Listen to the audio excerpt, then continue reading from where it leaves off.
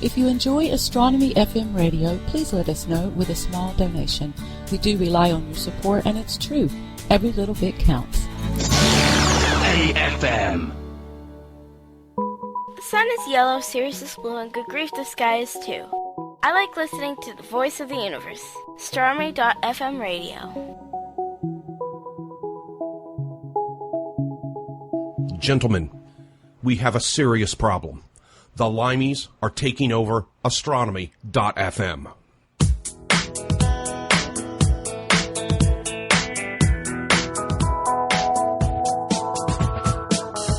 Welcome to Under British Skies. News, views and interviews from the UK world of astronomy with Richie Jarvis, Nick Howes, Ian Melville, Paul Harper, Nick Evitts, Sam Hawkins and Jenny Winder. The show is engineered by Michael Forster and produced by the team. Previous episodes of Under British Skies are available to download from iTunes. You can contact the team on Twitter at Under British Sky or email us at ubs@astronomy.fm.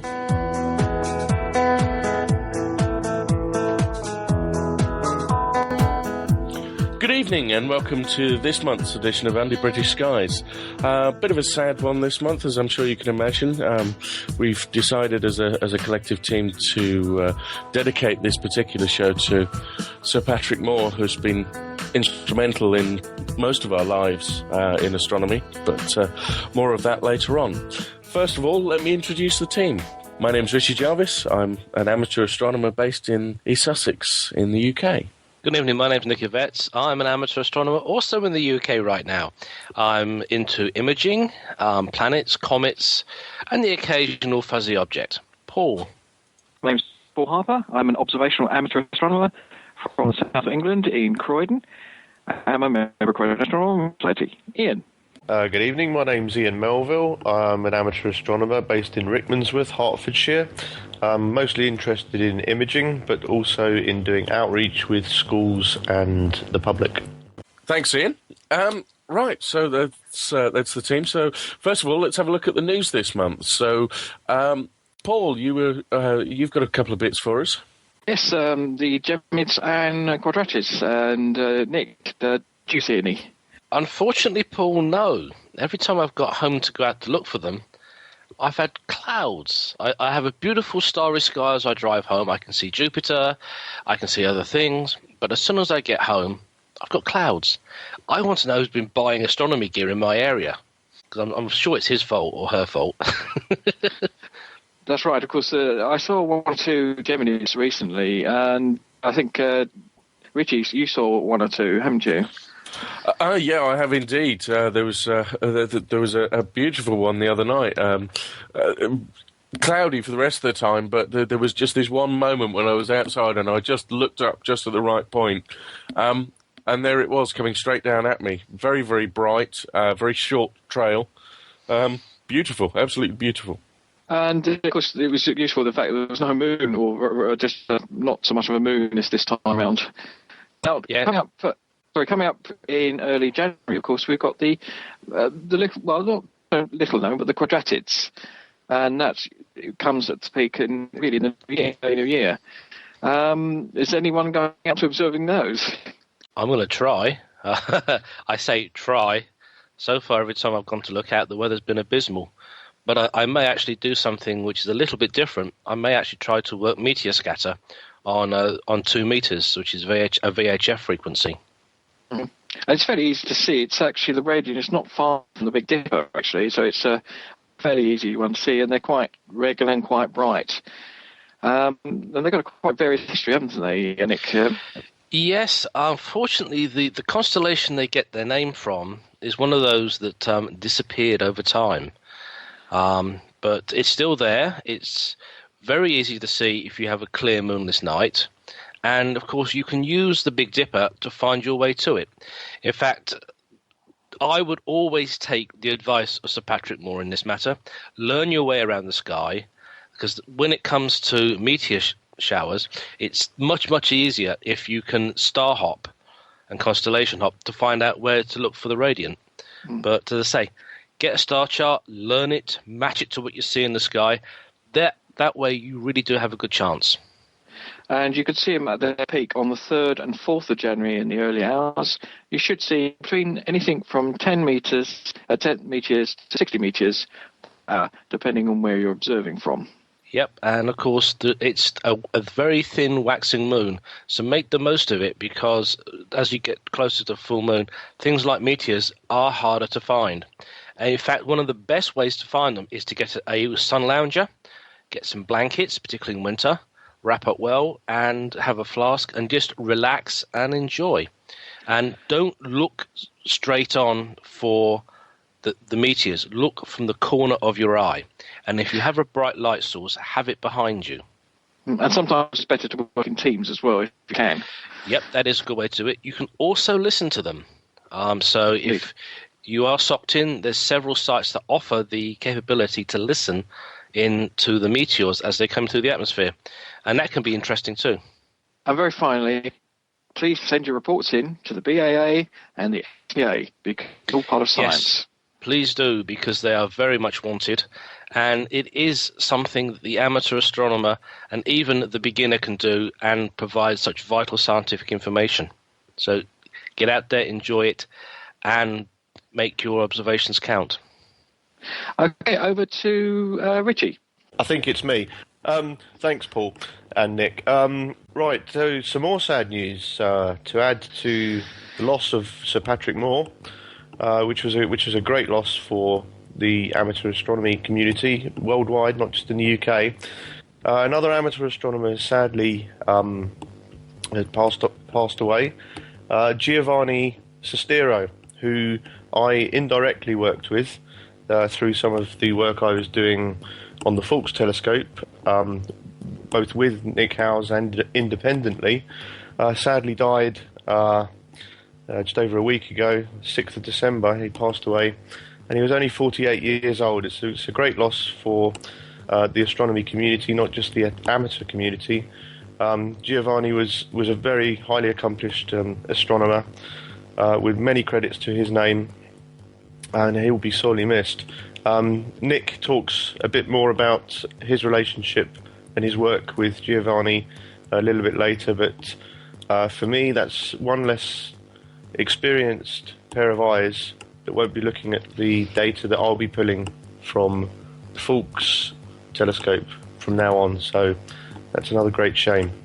It's with great sadness that we all heard about Sir Patrick Alfred Caldwell Moore, CBE, FRS, FRAS, who sadly passed away on the 9th of December earlier in the week.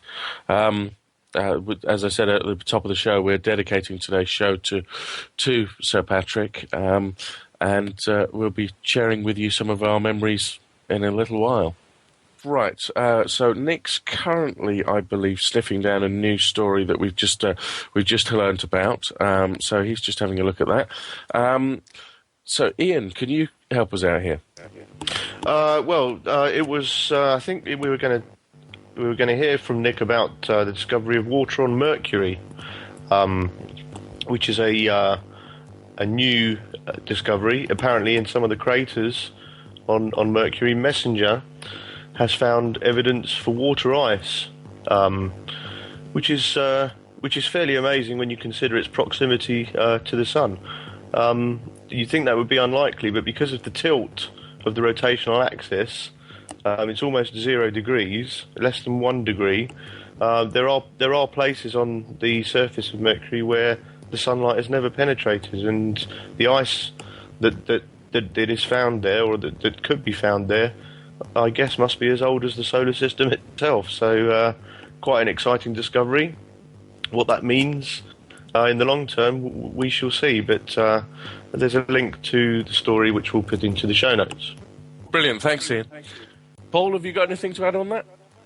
I was just going to say that MESSENGER also uses neutron spectroscopy to measure the average hydrogen, the water content, and that's what it uses on the ship to actually do that. If you go to the NASA website, there's some wonderful pieces on it, so it's well worth going there. In fact, a little addendum to that, Paul, was it was actually discussed on the last Sky at Night show, and Sir Patrick is kind of a bit sceptical about it right now. It's the same with water on the moon. He says when you bring him a mug of this, either the water from the moon or from Mercury, then he'll believe in it. That sounds like him. Very much so. Oh, yes. Nick, have you managed to find anything out? Yes, basically there's a group of astronomers working on comets and asteroids which frequent the T3 orbit around Jupiter. And it looks like what they originally thought was an asteroid may actually be a comet in reality. It's been confirmed, from what I can understand, by the Pan-STARRS survey. It is called C2012X2 Pan-STARRS, and I'm just putting the information into the chat room now. It was originally thought to have been potentially an asteroid, but it is acting like a comet. So it's probably going to be heading into the inner system fairly shortly. It may not be a brilliant object, but if you have a good telescope and you have an excellent imaging system, you should be able to catch it. I'm putting all the information I have right now into chat, but there's not really much information, but it is a spectacular discovery, I have to admit.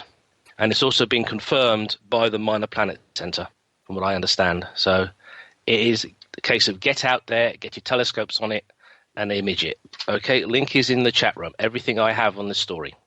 Brilliant. Thanks very much, Nick.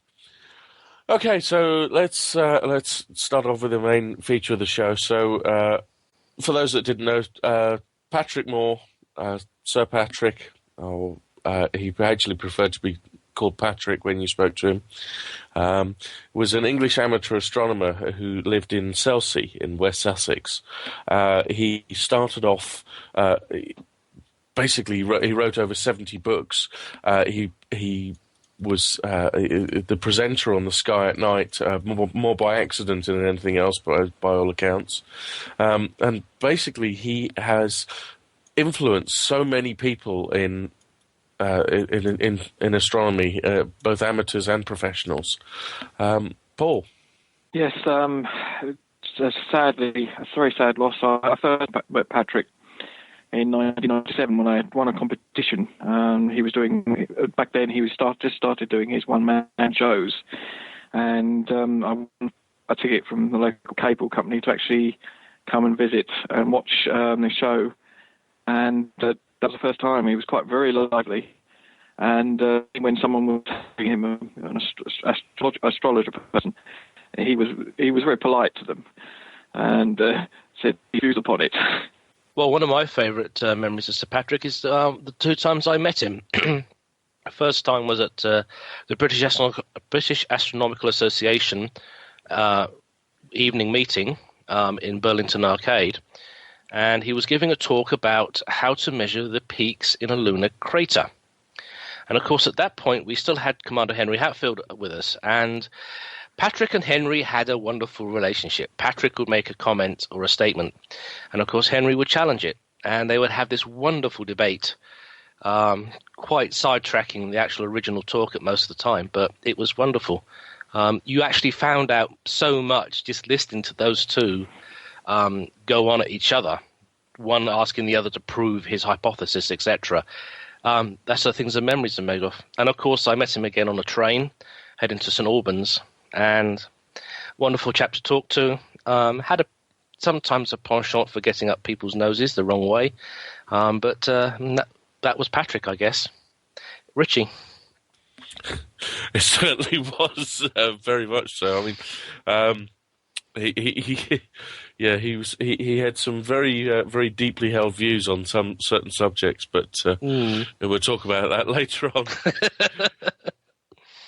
So one of my favourite recollections, I mean, there's that famous shot from we'll talk about the Sky at Night a little bit later on, but there's that famous clip that you see of the Sky at Night where they're trying to, I'm not sure where they are, where Patrick's like, oh, darn, and blast it, it was just typically English, and sort of like, absolutely nothing we can do about it, but that was the way he worked. He just carried on, and the Sky at Night is famously underfunded, even though it has been running for so long.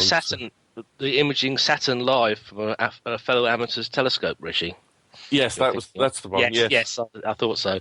Yes, that was one of my favourites as well.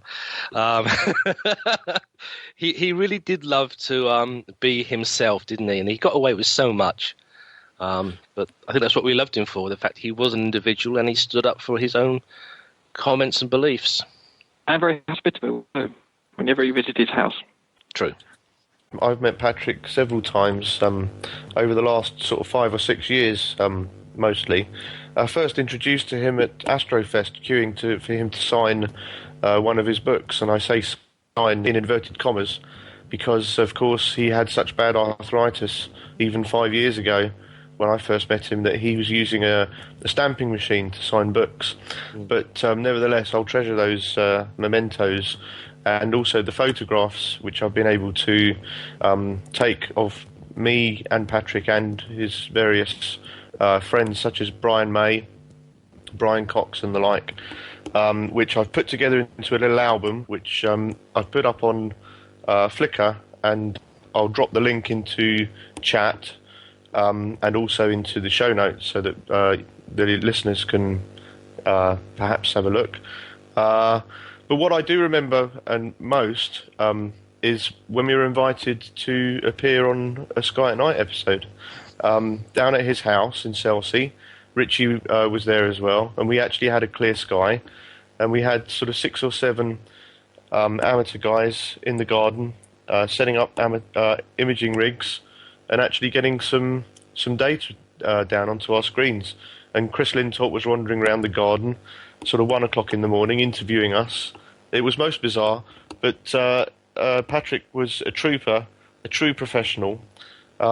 He stayed outside for more than an hour in his wheelchair, must have been getting very cold, and after the programme we went inside and drank whiskey till 5 o'clock in the morning, which I thought was typical of what you could get from Pat, and yeah, he'll be missed. The last visit I made to his house was just in August actually, and that's probably one of the last visits I think anybody made to his house, so that's quite a special event for me as well. In fact, we have a question in the chat room from Redshift. Do you know if the Sky Night will continue without him? In fact, I've been asked for this question by the people too. I don't know. I mean, I hope so. I hope it will. I mean, there are several people who could take over. As you know, there's Pete Lawrence, Paul Abel, Chris Lintott. You know, there's several people that can pick up that chalice. And you know, I hope it does continue. I hope it does continue. Me too. I also think that maybe Heather Cooper could step into that show as well, because she's an excellent communicator of astronomy, and she will probably do very well, I would have thought. But as I say, a lot of people have asked me that question, and some of the names mentioned, Paul Abel, Pete Lawrence come to mind, Heather's come to mind. It would be nice if the BBC can keep it going, but fingers crossed on that one, I think.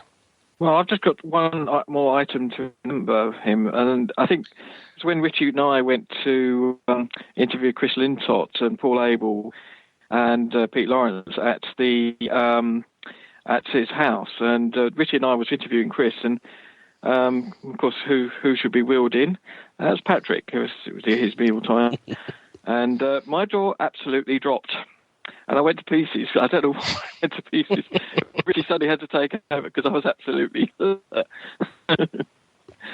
Because it was just the shock that he suddenly turned up to listen, you know, and he was listening in. And it's the way to him. He just said, "Carry on," you know. Imagine I'm not here. And I thought, oh God, I wish you'd come out with the term, "Have a drink, old boy." Oh dear.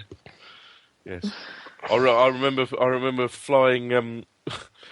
Somebody gave him one of those remote control helicopters, and I just got handed it and the remote control and says, "Fly that." So I'm flying this thing round Sir Patrick Moore's legs in his wheelchair, and everybody's going, "Christ, if you crash that into his leg, he's gonna cut his legs open." Yeah. Do you have any favourite programmes of Patrick's? What, you mean Sky at Night episodes? Oh, episodes, yes. Right, well, we're actually going to cover that after the interview. Sorry. Nobody expects the Inquisition. Yes. Can we, Ian, can Yes, we can. Right. Brilliant, thank you. Earlier on, I mentioned the sad news of Giovanni Sestero's passing, and earlier in the week, Richie got in touch with our member, who is very rarely around these days, but he's definitely busy doing lots of astronomy, which is probably the main reason that he's not here. That's Nick Howes. So we've got a little pre-record coming up, which is Nick and Richie reminiscing and discussing absent friends. Patrick and Giovanni in particular. My work, as I was saying, with Giovanni was mainly indirect. What he would do is he would very vigilantly, Nick would tee him up and let him know when I was imaging asteroid belt fields. And as the images were being downloaded from the camera to the servers, because the Fawkes is an open, publicly accessible archive, anybody with an account is able to actually search the archive and analyze the data. So literally, as the images were coming in, Giovanni and also Eduardo would be monitoring the new images and looking for new undiscovered asteroids by blinking frames and checking the data in a piece of software called Astrometrica. That was basically my link with Giovanni, who's sadly no longer with us, but to be honest, he discovered more asteroids using my data than I was able to. So this is a sad piece of news. Let's go and listen to this interview now. It's a lovely little discussion between Richie and Nick. It's with sadness in our hearts, Nick and I decided to have a little chat about a couple of friends who've passed in this last week. It's not been a good week, let's put it that way. First of all, good friend of yours, Giovanni Sestero, passed away at the age of 48. Yeah, it's that hit me and my friend Ernesto Guido. Basically, we've been working together now for a few years on the Comet and Asteroid projects, looking for new asteroids. We did a lot of stuff with Hannah Blythe last year, the school student, the sixth form school student, and I've known I used to speak to Giovanni almost every day. I mean, it was literally every morning we'd be talking about coordinates and discussing what we were going to try and image and what plans we had, and we had some amazing plans for this year coming up as well. And then about 3 weeks ago, I'd just been up at Kielder, and I've been talking about Giovanni and Ernesto the night before, so I give a talk on comets and what we do. And I get back the next day on the Sunday and everything, all happy, and then I get this email from Ernesto basically saying that Giovanni's had a heart attack. And his heart stopped for quite a long time. I mean, it's almost a miracle he lived for as long as he did afterwards. He was life support for 3 weeks. Late last week, Friday morning, I got an email from Ernesto just saying he passed on. And at 48, it's just too young. Anyone who'd met him, and it's really nice actually. You go on the Comets mailing list and the Minor Planet mailing list, and various forums, and the people who knew him really, really well, the Italians, just always said he was full of life, absolutely boundless energy, real passion for astronomy, and just an encyclopedic knowledge. The stuff I learned from him was just amazing.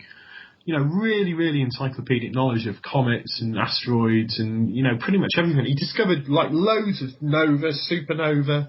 The guy had 1,885 NASA ADS citations, which is just staggering for an amateur astronomer. And, I mean, this was basically 99% of that work was done before he got involved with the Fawkes stuff. So this was using, relatively small telescopes from Italy, and he used to use the remote telescopes at New Mexico, the iTelescope network, etc. And then I got involved with them after Comet 103P, because I got involved quite heavily with that, with the Epoxy mission. And they were also doing stuff. We just got chatting, and we kind of agreed that we had very similar goals and interests, and we just said, well, let's work together. And it was just a joy, an absolute joy to know him. For the last 2 or 3 years of his life, it's just so enriching. And for a guy, English wasn't his first language, but his sense of humour was just unbelievable. Really, really dry, funny sense of humour.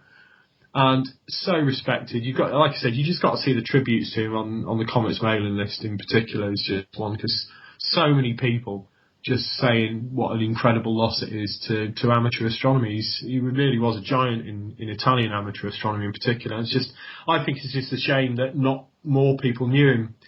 And it's really nice that, even Universe Today, Nancy Atkinson at Universe Today got in touch and said, look, she'd like to do something, and would myself and Ernesto like to write a little piece about him.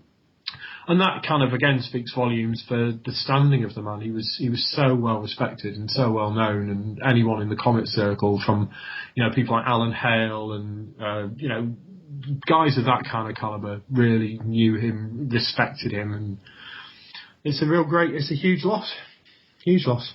And of course, another huge loss, Patrick Moore, unfortunately. Yeah, I mean, in the space of just a few days to go from that, and I'd heard through the grapevine that Patrick was very ill again. But the thing about Patrick, and he used to just bounce back all the time. There's so many times when he's been really, really ill, and he almost died, obviously, quite a few years ago now, from food poisoning, which was the only episode of Sky at Night he ever missed.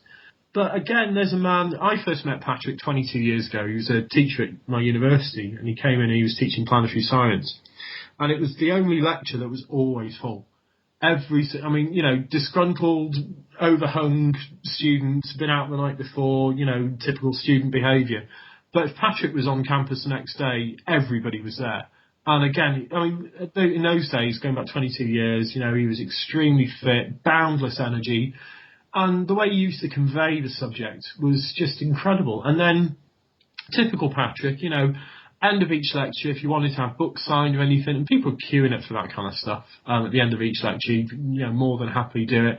And then he'd say, oh, do you fancy coming to the pub? And the pub across the road, he just, no airs and graces about him. And that was the great thing about Patrick. I mean, here's a man who had his, he's a TV star, national icon, and his phone number was in the phone book. And if you called him up, and it'd be, oh, Patrick here, or one of his assistants might have picked up the phone, and he'd be trying to get the phone off, and who is it, I want to talk to them, kind of thing. And about 4 years ago, and I got back in touch. It was just ridiculous. I'd not seen Patrick in 16, 18 years, whatever. And I just went into the room where they do the filming and introduced myself. Oh, yes, he could have just been being nice and just saying it for the sake of saying it, but, I remember you, and blah, blah, blah, blah.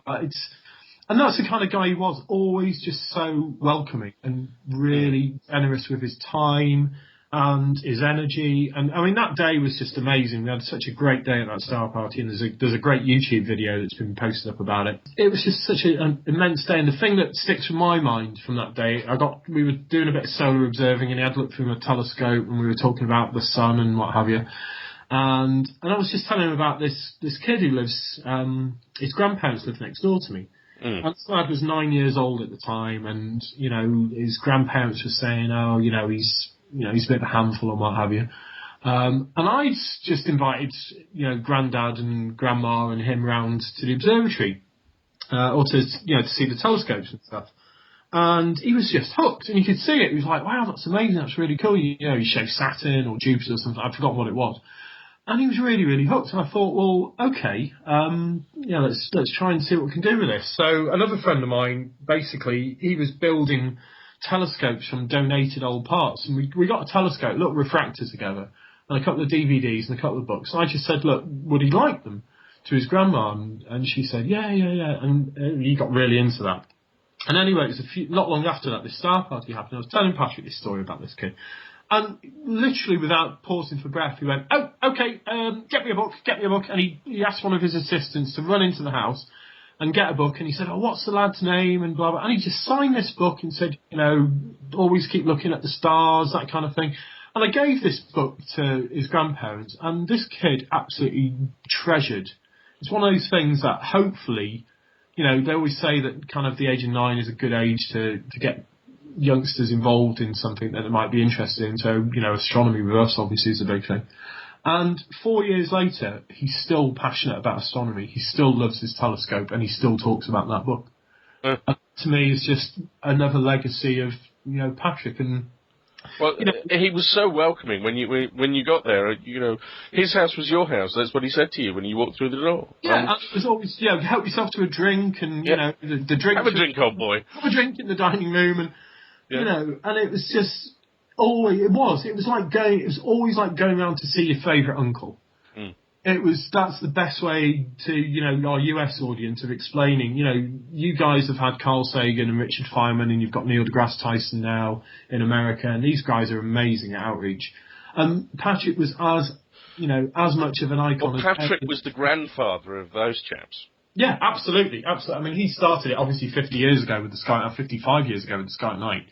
And, you know, the fact that he knew all of the Apollo astronauts really, really well. I mean, Buzz Aldrin gave him his BAFTA, you know, flew in to give him like the equivalent of the British Academy Award for, you know, services to television and stuff. And that was pride of place in the office as well. You know, it's one of the things he was really most proud of, that, and, you know, his Guinness World Record certificate and all his medals. And he had so many awards and stuff. And you could see that there was just so much pride and a real twinkle in the eye whenever he was talking about something he absolutely loved. And, you know, astronomy was something he absolutely loved. And like I said, no airs and graces, no pretensions, no kind of arrogance or anything about him. He was just such an amazing ambassador and outreach for astronomy to so many people. And you hear people like Brian Cox, Martin Rees, the Astronomer Royal, all these huge, huge names in astronomy and physics, and they all basically say that Patrick was the person that got them into it. And the best part, and I think that the legacy, that what you've got to remember with Patrick is you didn't have to agree with him. No, I mean, that's it. I mean, his views are well known. You know, some of his views, there's been some great posts recently by people like Phil Plait, etc., that have gone into a bit of depth on that. And you didn't have to agree with him. I mean, what we all hopefully remember him for, and will always remember him for, is the great things he did for astronomy. I mean, everybody's got, you know, a side of him that some people may not like or what have you, but, you know, what he's left is a legacy that is just, it's almost unsurpassed in terms of what he's done. And yes, you can say that Carl Sagan, I mean, I loved Carl Sagan's stuff as well, and we all watched Cosmos, and Sagan had a profound influence on a lot of us of a certain age with astronomy as well. And, you know, Richard Feynman for me was a huge, huge figure and hero, but Patrick was one of those people that was always there. And it was one of the few things, my parents used to let me stay up late on a Sunday night, because in the old days in the UK we only had like 3 television channels, and Sky Night was always on really, really late on a school night. It was a Sunday, so you weren't supposed to watch it, or you could watch the repeat the following Saturday. But my parents, from about the age of 9, 10, just let me stay up and watch it, because they knew that it was such an important thing. And everybody had a Patrick Moore astronomy book. And yes. Probably still has. Well, yeah. I've still got mine. Yeah, I mean, how many do you want to count? That's the thing. I mean, He wrote, I believe it was 70 or so books.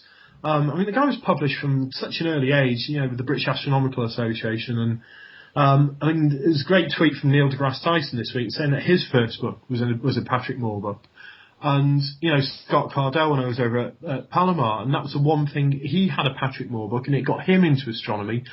And bringing that back to the UK, getting it signed and sending it back to him, he still talks about it today. It's like, he's one of those figures that, even in the US, he's just so well known. And I know Stuart Clark did a great piece on him in Astronomy magazine a few months back, and, you know, that's the kind of level of figure he was internationally, that, you know, major international publications wanted to write about him because everybody knew who he was. Really fantastic. Okay, well, it's been great talking to you, Nick, and it's sad the reasons why, but hopefully next time it'll be a better reason. Just want to finish on a quick upbeat though. What's your Christmas present to yourself this year? My Christmas present to myself, it's a good one. I don't know, I mean, there's some good DVDs out again. There's so many great books on Apollo. You know, I'd love something like that. I'm thinking of upgrading the Nexus, because I've got this Google Nexus 7 Asus tablet.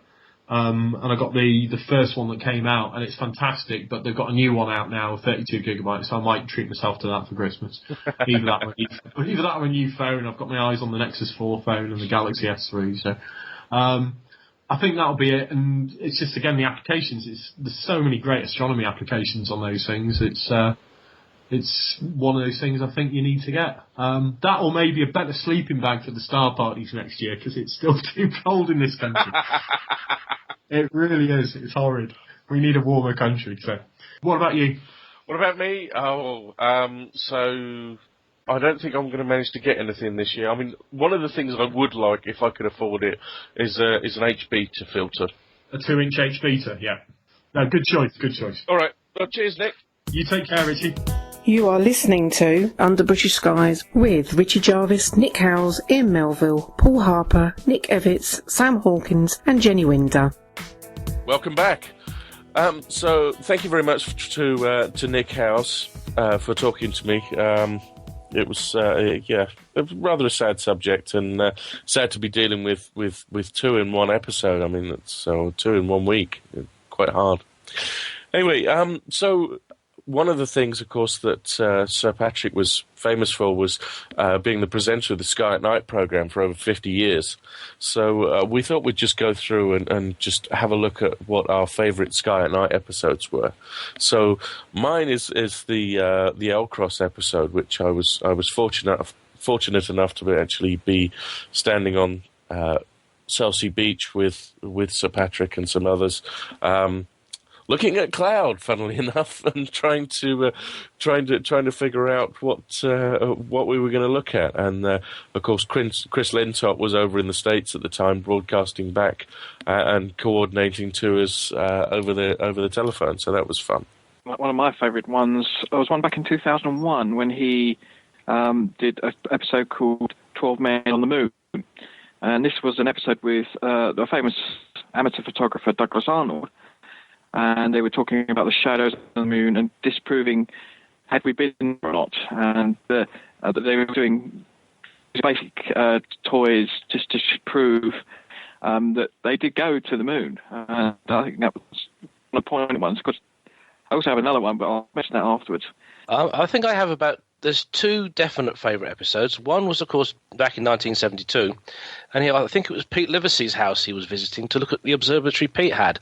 He had a humongous reflector on a horseshoe mount, and the detail he could get with the planets on that was almost incredible. The other one, of course, was the Sir Isaac Newton telescope. I think that probably was the late 70s, early 80s, so when it was moved to La Palma, and that to me was a tremendous story.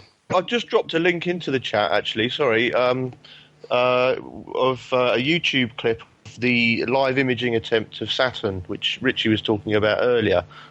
So hopefully that might be fun for some of you to watch. My favourite episode is the one I mentioned where I was kindly invited through you, Richie, down to Selsey for shooting the episode from the back garden. It was truly a great experience for me as an amateur astronomer to both meet Patrick and actually appear on the show.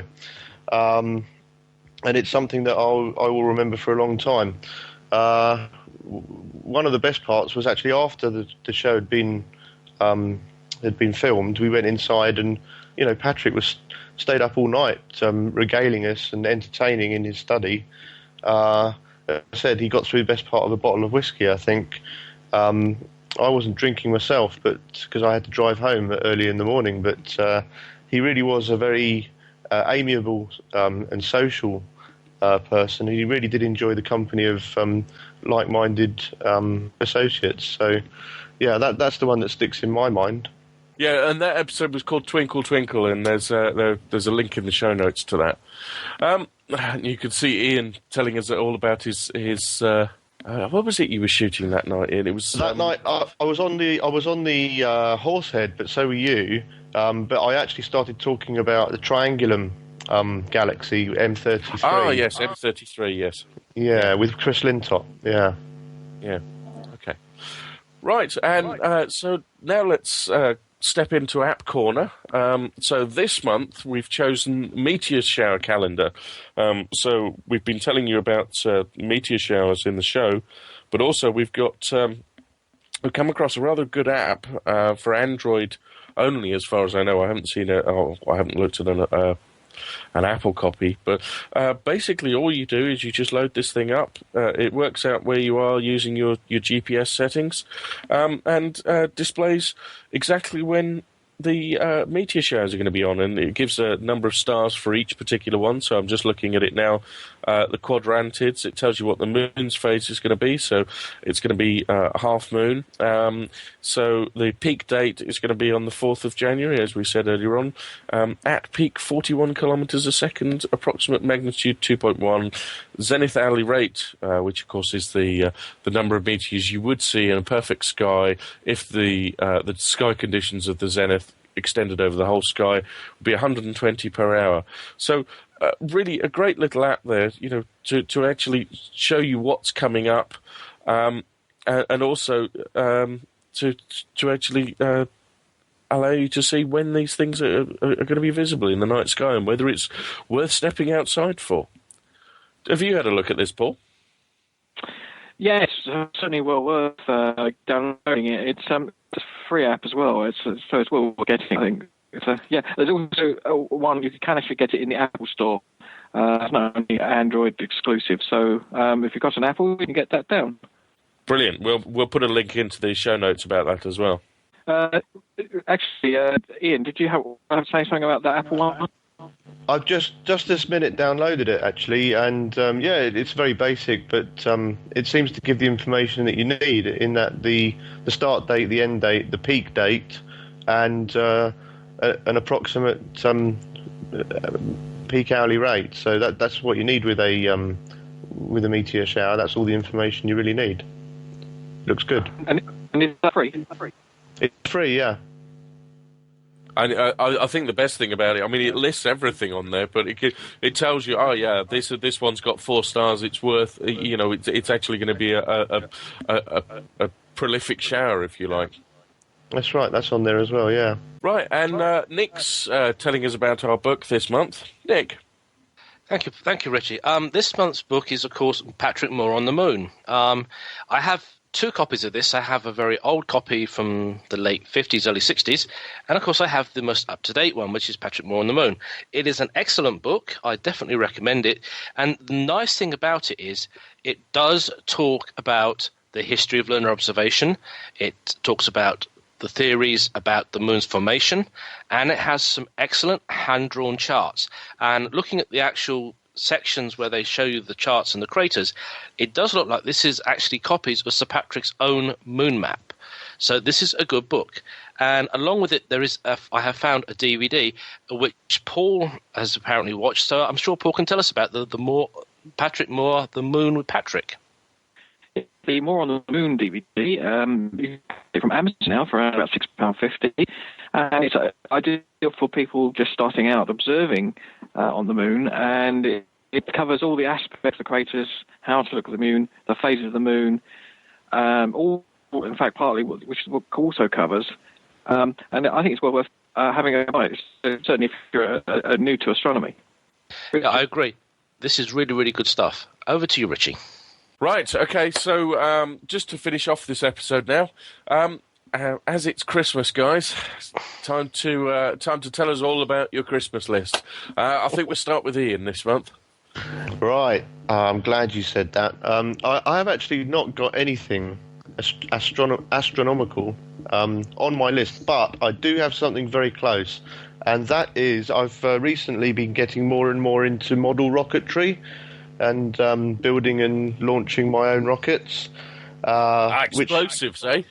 Yes, they are. Yeah, I mean, basically they're driven by these little chemical motors, which are black powder motors. So they're basically like a controlled explosion or a firework, if you like. And it's very difficult to track how high the rockets are actually going, or even how fast. You need to get someone stood hundreds of meters away and measure the angle, and then measure the distance and do all sorts of complicated tricks. Can't you just use an iPhone, mate? No, they're too heavy. They're too heavy, Richie. The rockets I'm dealing with are just a few hundred grams, or less than 100 grams. I mean, these things are going up to sort of anywhere between 500 and 1,000 feet over a course of just 3 or 4, maybe 5 seconds. But you can buy. I'm reliably informed, a very lightweight altimeter, which you install on your rocket. It weighs just a few grams, and when the rocket has landed, it reads out on the screen maximum altitude, maximum speed, maximum acceleration, all these different pieces of information. So I'm hoping Santa will bring me one of those. Well, I've got about 4 items on my wish list at the moment. The first one, since I use a Newtonian on a go-to mount, is a GPS pack, which I can just connect into the hand controller. Automatically sets everything up. So if I go to a star party, just put the scope up, connect everything up, put the power on, boom, it's all set to go. My next item, of course, is a laser collimator. I'm using a Newtonian, of course. I take it somewhere, the mirror goes out of alignment, I have to realign. And I think the number one item I would really, really love Santa to drop off at my home for Christmas is your Mark 1 observatory, Richie. Yeah. Over to you, Richie. Well, interestingly enough, I mean, so one of the things on my Christmas wish list is, I'm not going to get it for Christmas, unfortunately, but I hope to get it in the new year's, Mark II observatory. So for those that don't, shameless plug here, but yes, South Common Observatory is for sale. For the princely sum of £325,000, you can buy yourself a ready-to-go observatory. No equipment in it, I'm afraid, but everything you need here with a roll-off roof and SQM reading of 21.5 skies to tempt your appetite with. Yes. But yeah, I mean, as I said in the interview earlier on, I think H beta filter is the way I'm going at the moment. Until we've got this house move out of the way. Just by the way, just to add, there is a 4-bedroom house included in that sale. So. You mean warm room? No. Yes. It's a 4-bedroom warm room, yeah. 4-bedroom warm room. That's right. With a nice log fire as well. Paul, what's on your Christmas list? Well, I've got 2 things on my wish list. One new handset for my ETX. The other one gave up, and so that's no otherwise. So I'm going to get that from a local telescope shop, and also something I had to replace. I actually borrowed Gemma's, my partner's 7x50 binoculars and accidentally dropped those on the floor, and I've got to have it now. Otherwise, I should be in the bad books. And I've just realised as well, Paul, you didn't. What was your favourite? The other episode you were going to tell us about? Yes, that was. It was not a specific episode, but it was covered in one episode. Ronnie Barker of the Two Ronnie did a take or a mimic of The Stars at Night, he called the programme, and it's classic one where he pretended to be the brother of Patrick Moore. It's a really classic clip. Brilliant. I think we've already posted that. I think we got something in a post in a chat room. Someone actually posted one of the things they wanted. I just noted there actually that Redshift, his on his Christmas list is Turn Left at Orion, which is a great book to buy. I thoroughly recommend that book. Turn Left at Orion, yes. Yes. Turn Left at Orion. It's a very good starters book.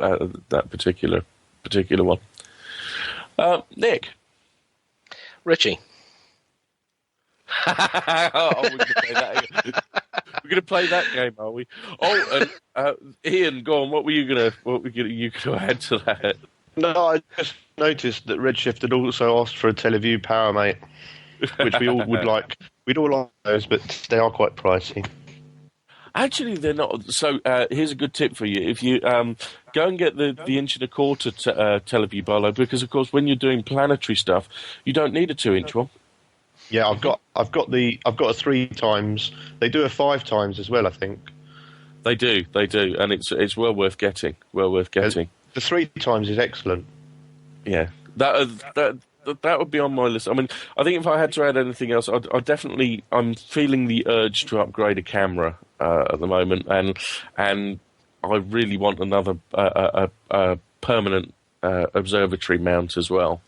I think that's one of the things. So Mark II's basically going to have 2 full-time scopes set up, and then basically I'll just take the EQ6 off and take it to star parties, I think. Paul? Yes, I've got a bit of interest in the camera as well. As a beginner to the darker side of astronomy, CCD work. So can you recommend one? For a basic beginner? For a basic beginner, yeah. I mean, so a simple digital SLR. I would. I mean, a Canon. I would always go with the Canons. I mean, I've got Tom Howard and I have got an article to write up about this, but basically, integration on the Canons is a lot easier. So go and get a Canon. So an 1100, something like that, you can pick them up for cheap enough, second hand on eBay. They're great little cameras, absolutely brilliant. Sounds good. In fact, I like to do a little bit of side-eye. In fact, you'll find, Paul, with the Canons, you can do pretty much everything: planetary, comets, deep sky. I wouldn't. Although you can do planetary, it's not great. Well, there's a whole bunch of new software that's come out recently for DSLR astronomers, which allows you apparently to stack raw images from your Canon direct onto your laptop. Oh, yeah. No, I'm not disputing that. What I'm saying is that you want to take a higher frame rate than that, because each time you open and close that shutter, you're introducing a lag there, and you want you want you want the fastest frame rate possible to try and freeze the atmosphere. Right. Okay. So we're just going to wrap up now. So thank you very much, team, for coming on this evening. Thank you to Nick Howes for joining us this evening, and I hope you've enjoyed the episode. So with that, let's just say good night, everybody. It's good night from me, Nick. Good night from me, and have a merry Yule, and see you again in the new year. Yes, have a happy Christmas, everybody. Paul? And it's good night from him as well. Good night from me.